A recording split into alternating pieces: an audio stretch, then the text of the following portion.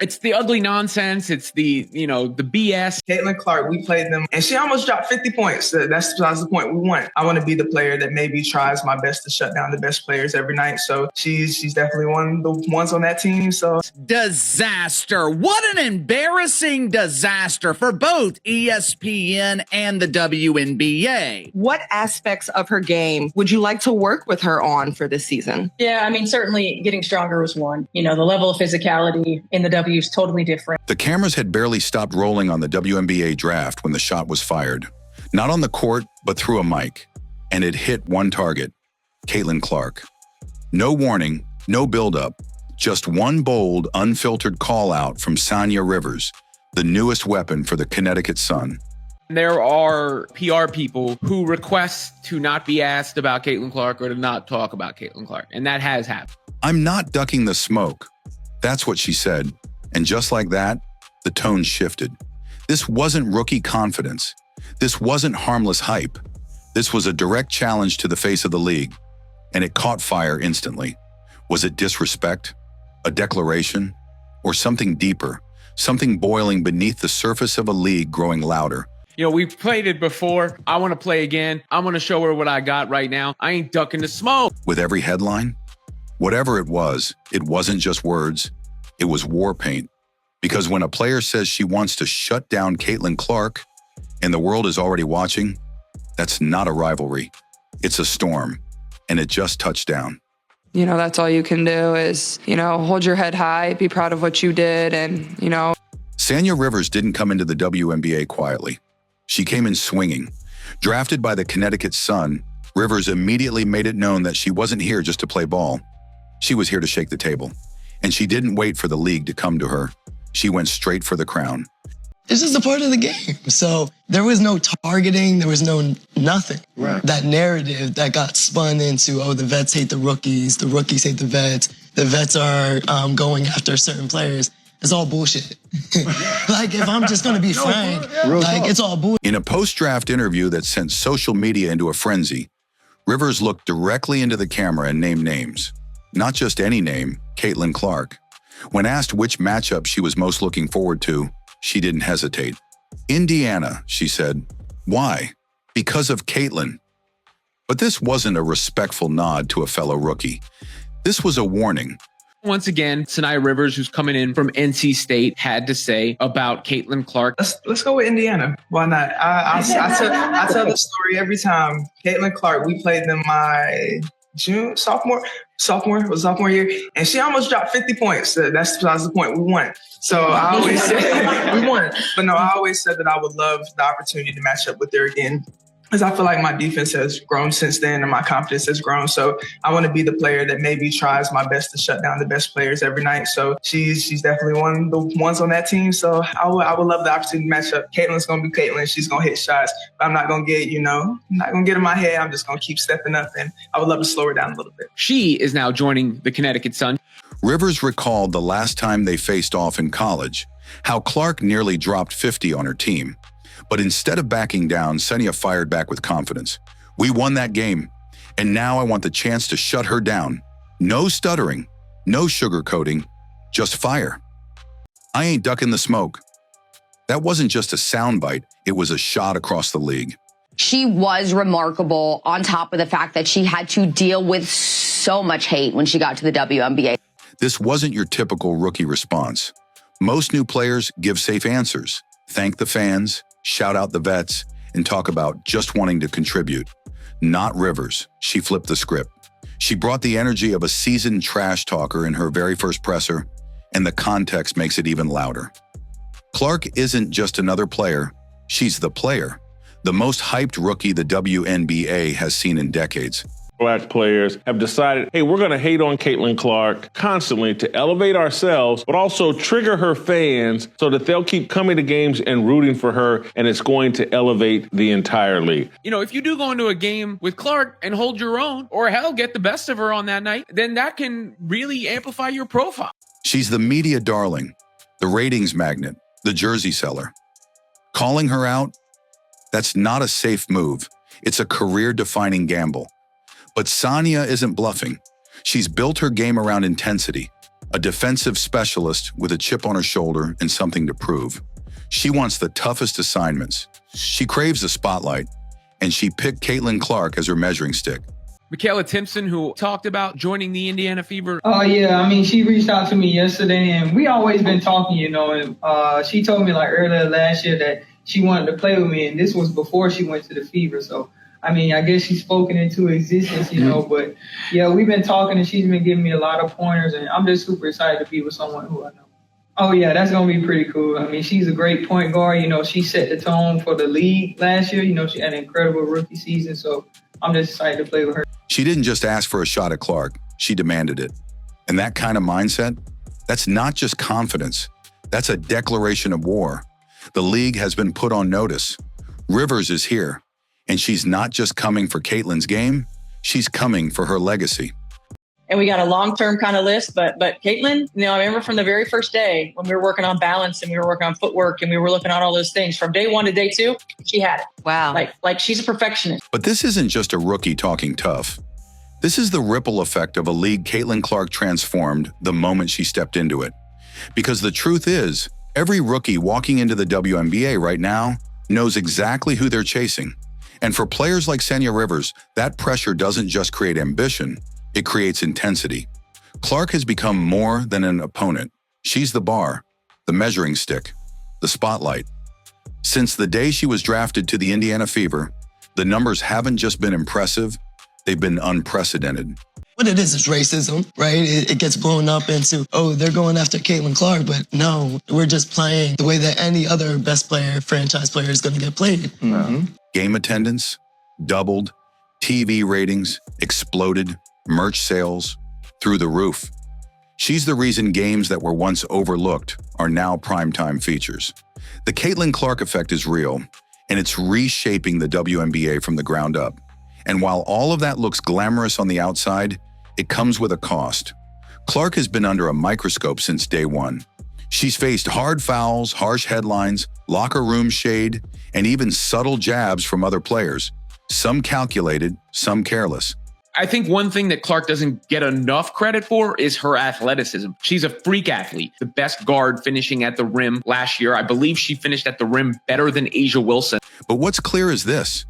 Caitlyn Clark isn't just playing basketball. She's surviving a cultural whirlwind with every move dissected and every performance judged through a different lens. Enter Saniya Rivers, and this moment becomes more than just a personal challenge. It becomes symbolic. Rivers' call-out isn't happening in a vacuum. It's the product of a shifting atmosphere in the WNBA, one where rookies aren't quietly waiting for their moment. They're storming in, fueled by the same pressure that surrounds Clark, and using her as a target to prove themselves. Clark is going against Paige and Dejanay. ESPN today, when they were talking about Paige, one of them says, I think Paige will be a good player this year, but I'm not expecting a Caitlyn-like impact, and that's an unfair bar to set. Dallas Wings using the promo poster of Paige Beckers and Caitlyn Clark to hype that game up. Why? Because in this league, holding your own against Clark, or better yet, outplaying her, instantly raises your stock. You become a headline. You become a storyline. You become someone. And Rivers knows this. That's why she said her defense has grown. Why she talked about confidence. Why she looked into the camera and essentially said, I want the smoke. She's not scared of Caitlyn Clark. She wants her. And she's not alone. Most influential female athletes right now. Coco Gauff, 10. Juju Watkins, number 9. Cameron Brent, 8. Paige Beckers, number 7. Sabrina Ionescu, number 6. A'ja Wilson. So Asia's not going to be happy either. Jakari Richardson was number 4. Simone Biles, number 3, right here. I can't quite get past the fact that Simone Biles is behind Angel Reese. Caitlyn Clark, she ran away with number 1. I don't think that should surprise us. She came away with number 1. Caitlyn Clark is redefining the entire landscape of women's sports. Her dominance on the court has shattered outdated narratives about women's sports, proving that women's basketball can be just as marketable and widely watched as men's. But the Caitlyn Clark effect goes far beyond her performance. It's reshaping the entire sports landscape. Her presence alone boosts the WNBA attendance by 105% compared to games without her, while road games featuring her Indiana Fever see an 87% increase in opponent home attendance. Her rookie debut sparked a staggering 200% jump in WNBA viewership. While Fever home games drew a league-high 186,000 fans last season, a 265% increase from 2023. The league is stacked with a new wave of talent. Haley Van Lith, Angel Reese, Georgia Amore, all of them entering the WNBA with unfinished business and something to prove. And the name they keep circling? It's not Asia Wilson. It's not Brianna Stewart. It's Caitlyn Clark. Because fair or not, she's become the final boss. The one you beat to prove you belong. This isn't just basketball anymore. This is psychological, it's generational, and it's personal. Rivalries in the sense of Reese versus Clark on the basketball court. All of that stuff makes sports better. Give flowers to the legend. We're going to start Diana Taurasi. I'm going to bench Sabrina and cut Caitlyn. And with Saniya Rivers throwing the first punch, it's clear. This new class of rookies isn't waiting for permission to go after the queen. They're coming for the crown. Now the question echoes louder than ever. Can Saniya Rivers actually back it up?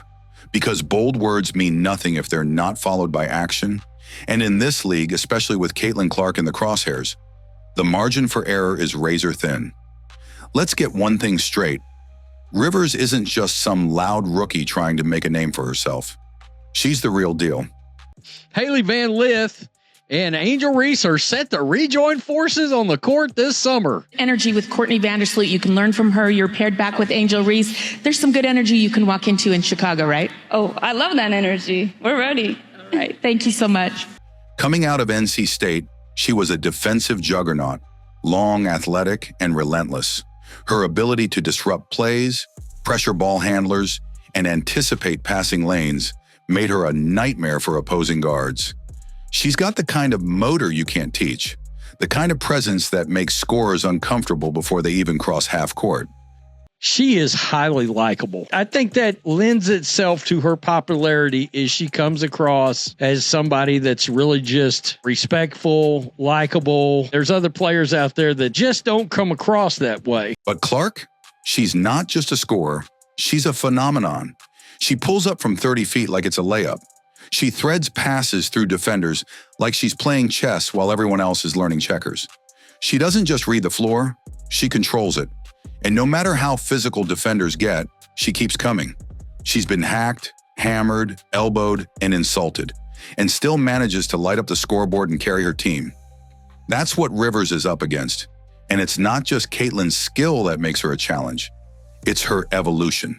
This is what Stephanie White had to say. Caitlyn Clark, you have a generational talent. Sometimes that word is thrown around, but I think it's really fitting here. What aspects of her game would you like to work with her on for this season? Yeah, I mean, certainly getting stronger was one. You know, the level of physicality in the W is totally different. You know, that's the way that teams have to try to keep her off balance, keeping a low center of gravity. You know, there are times where she plays a little bit upright, making sure core strength and her ability to move with time under tension and stay in a low center of gravity is important. You know, I think from just a straight basketball perspective, making sure that we help her diversify, you know, her finishing ability, diversify in the way that it's not predictable, to be able to be equal in terms of production and facilitation going right and left, to be able to have different types of finishing looks, whether it's, you know, crossbody finishes, whether it's floaters at the rim, whether it's quick floaters, long floaters, you know, Euros. You can't quite be as fundamentally predictable with as much athleticism, speed, quickness, and as much as the game plan is going to be geared toward her.